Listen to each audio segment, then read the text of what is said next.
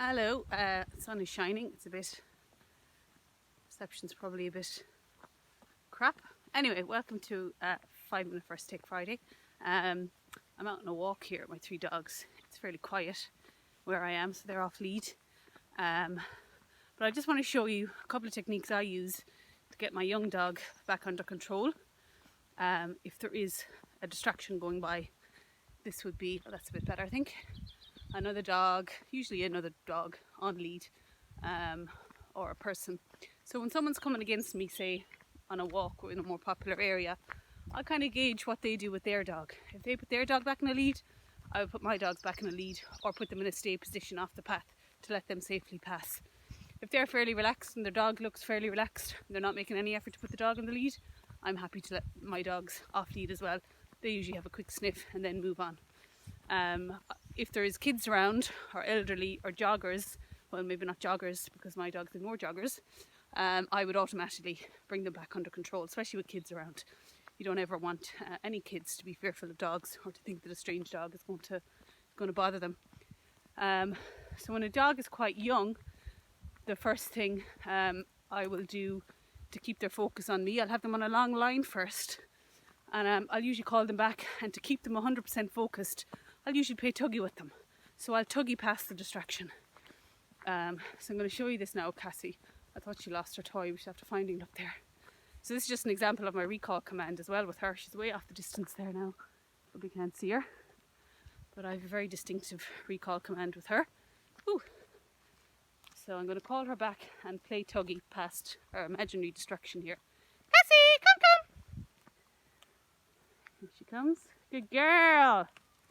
Good girl. Good girl. So I'm going to do tuggy. Come here. Not a great tuggy article. Here, get it. Good girl.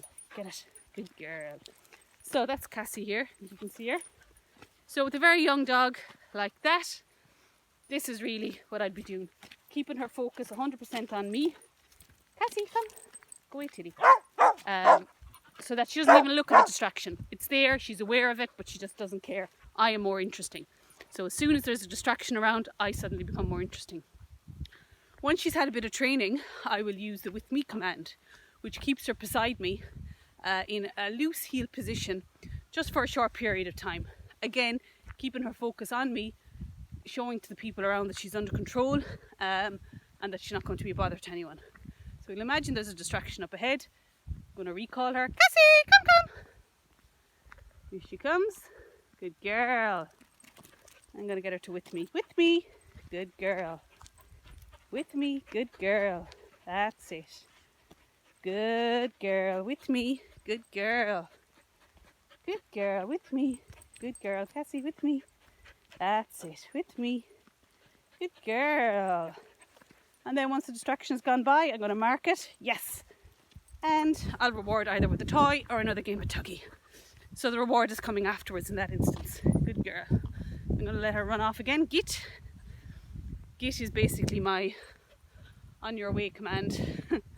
I have no toys, no food that are available to you just now. So go on and play, which is actually a really handy command to have. You know, if you have a toy, a wet toy in your hand, or you have food in your pocket, and you don't necessarily, I might go back this way for a second, you don't want to go put it in your pocket. You want to be able to hold it, but you don't want your dog hanging out of your hand or leaping around or circling and jumping in front of you, being a pest. You can have a git command, which is really just done with body language and facial expressions. So I usually just kind of go like that with my hand, say git, and just look a little bit stern. And they pretty much know then that it's time to go sniffing and exploring for the walk, and the toy is not available. So I'm just going to do what I would do then, say if maybe it's a bigger distraction, I would call her back and get her to do a sit stay. Cassie, come. Good girl. So I'd usually put her off the track a little bit for courtesy to other people. Get her to sit. Tilly will do it too, will you, Tilly? Good girl. And stay. Good dogs. So this is handy if you really want to get them off the track, if there's maybe joggers or something high. So get them to stay, let the distraction go by, and then reward her. There you go. Okay, we're hitting the 5 minutes, so thanks a lot. See you next time.